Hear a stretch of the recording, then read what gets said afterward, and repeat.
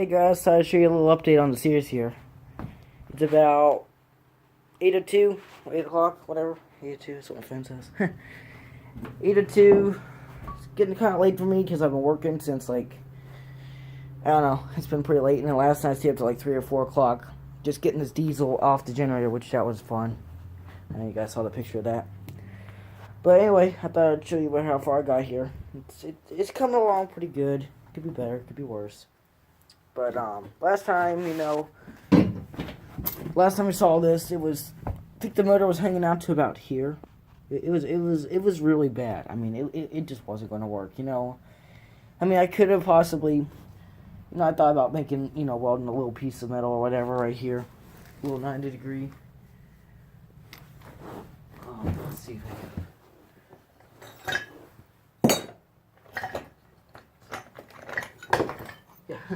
This right here, nice little 90 degree. It's a mess, but I thought about could just weld that right there, and then I could have the motor bolt on right there. That'd be pretty simple.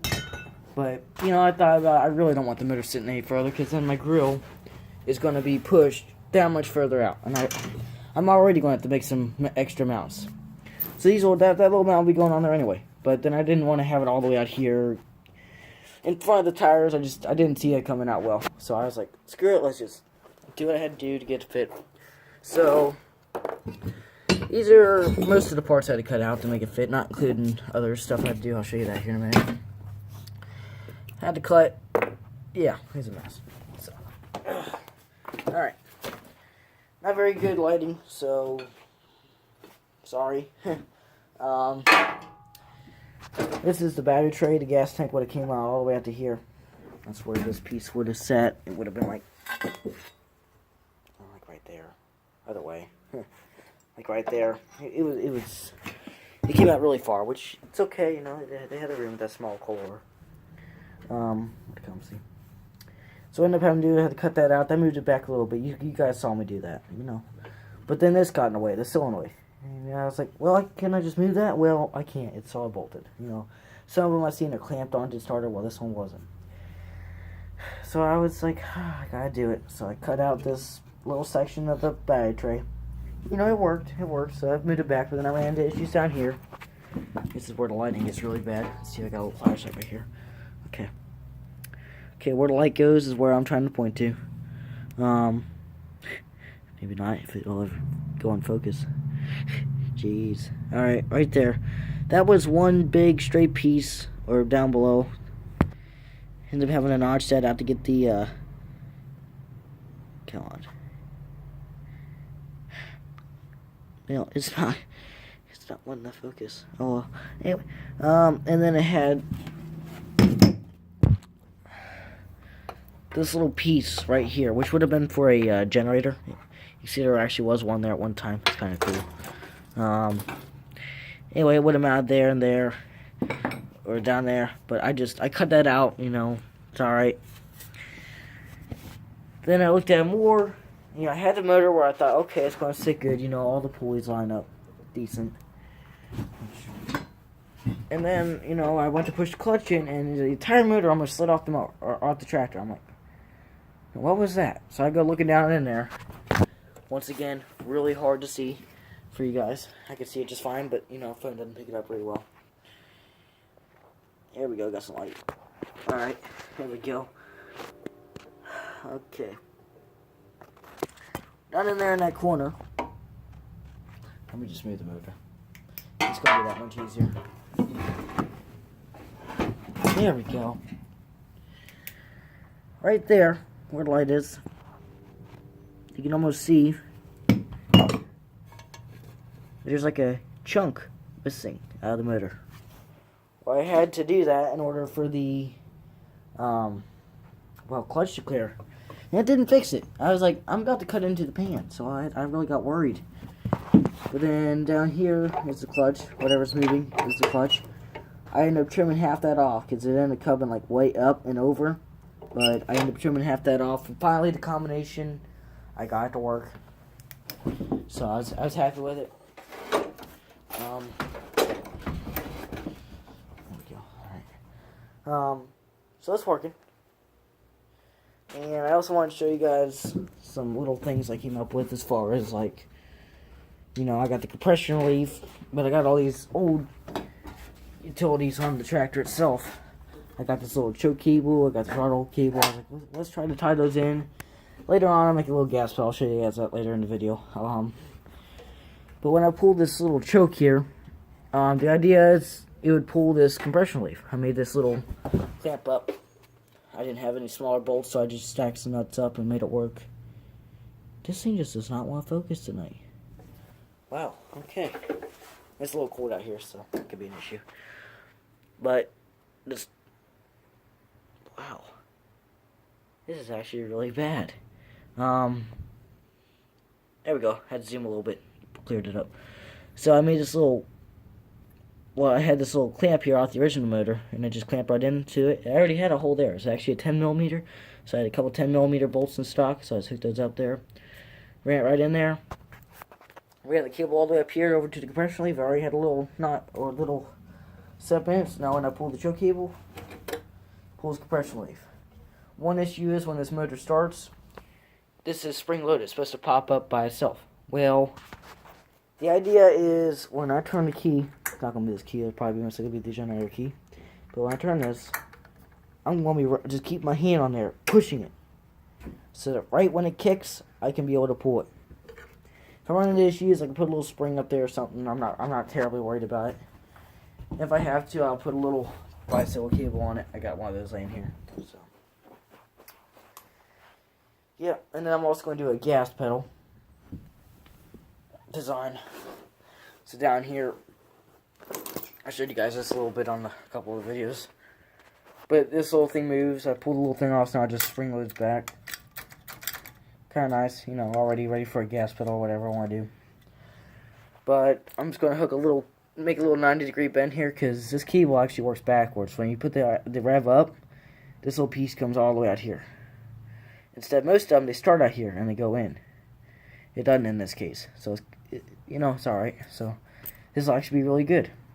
It's going to drill a little hole, probably like right there, maybe even up here. I'll bend that off, pop the little cover off, drill a little hole, and, you know, I'll lock in like any other throttle would. And I got this little piece right here. I was like, well, that'd be kind of cool to use. It's a little big, but I'm thinking it'll just bolt right onto the motor. Be a really hard 90 for this cable, so I might end up having to put this 90 further back, like right there. I don't know, because it'll be a little sloppy. I could just make my homemade little 90, and then I just put a little C-clamp thing on it. Not C-clamp, like these little clips. You're going to need one of those anyway, so I'll just mount that right here. Out here, suspended and open. And then that piece will move. You know, this piece here, not the entire thing, but the little piece there will move. And that will work the throttle for now until I come up with something later. Which I do have an idea for my gas pedal. I want to go slightly fearless front style on this. As he used a little bicycle peg. I have one of these just laying around. You find a little bolt that will actually thread into it. This one doesn't thread it perfect, but it's enough to demonstrate. I'm pretty sure it's like a 13mm. Not for sure of that, but you can weld this. It actually go this way. Oh no, go this way. Yeah, you weld that to that, and then you thread this on here, and then you can probably end up putting a little bead of weld rod down in there so it holds this tight and allow it to spin off. Or you get a really long bolt and you can thread another nut inside here. That'll lock it in real good. And then down on the bottom you do the same thing. You thread a little little piece in there, and then you can just put the nut on the back side to your desired tightness. You put another one on the back of it. Lock them in. It'll still be able to, you know, the entire thing will be able to rotate onto the frame. You just drill a hole in the frame wherever you want. Like, let's say I wanted to put it right here. Okay, that turns. You know, you just put a little nut in the back of that, 2 of them. Then you weld this to that, and then that will, you know, that whole system will work together. And there's your gas pedal or throttle. This is actually throttle pedal because it's diesel, not gas. Yeah. So, yeah, that's how that system's going to be, most likely. I do have another system around here. I'll have to find it. One issue I do really kind of I'm kind of concerned about is you look at this, you can probably obviously see the problem. Look at the center of the motor, which is right there is the center of the axle. And I can put my hand up right there. That right there is the center of the motor. Look where that engine's sitting.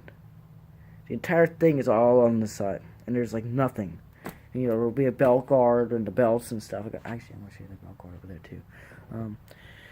That's gonna sit there. But it's gonna have to be that way. You know, I mean, I've seen people, they just fight it out. You know, you can probably put. I'm going to end up putting an alternator on here somehow. I'm probably just going to sit it right here opposite, like off a hot rod or something, and then, you know, I have to box it up so it stays out of the mud. I thought about putting an alternator right back there, too. There's a whole bunch of belt space back in there. But anyway, point is, there's a lot of weight on that side. I'm going to have to be really careful with this thing getting up on its side. I want to make sure that I always have this side on the high end. So, if you guys have any suggestions of ways I can solve that problem, please let me know, because I'm kind of worried about this. Anyway, moving on. Over here is the tapered shaft, which isn't really tapered. I mean, it's got like half taper, but that goes back to a standard 1-inch shaft. Sadly, though, it does not. I can't really show it, but it has no keyway whatsoever. So that's kind of sad, but you know, it's a generator, so it wouldn't have had it. But I can't prove to you it's 1 inch. This is a 1-inch hub from Tractor Supply. This would just go right on there. I can see it's very tight. Very perfect. So that'll work. I'm probably going to end up I might even ground a flat spot, or I'm thinking about just taking a Dremel little keyway, and I can put my standard key in. Anyway, then you want a pulley to that on the hub. It would look much like this. This is actually the exact same. This is one I did a long time ago. I did this for the 31 mile per hour racing build. Came out really good. Anyway, I'm definitely not going to do a 7-inch. It's a 7-inch pulley. I'm going to do like a 5 or a 6. This right here is a 6-inch pulley. 6-inch, but the groove is in here, so it's more like a 5.5 or a 5. But this is the second option I could do. These are actually out of lawn tractors. You would have your tiny little pulley, about that big or so, go on top, and you have that one on the bottom for the blade deck. There's people, all you do is weld that, and there you go. Put that back up on your motor, and there you go. You have your pulley swap. You don't even have to buy anything. Well, I was thinking that would I have to get it on right without it having a keyway. It really doesn't fit. But anyway, I could easily just. Oh, that's why. There we go. Alright. There, it's a little better. But anyway, that would just slide up on there. And I could easily just weld that there, and then I have no money into it at all. I could literally just run the original bolt or the style bolt back into it, and then that would be on there for good. And I could easily weld another pulley. I have another one of these laying around. Another one of these 6-inch pulleys. I could easily just weld that on and then have a double pulley. Instead of this, where I'd have to somehow get another one on the outside of it. So that's the pulley setup. I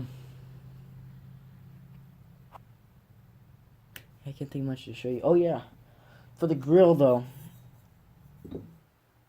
I'm going to make a little mouse. It's not going to be this kind of metal. It's definitely not going to be boxed steel or tube steel, but it'll be like this. It'll be a little bit longer. It'll come out to about here. It'll just going to be angle iron, you know, just standard angle.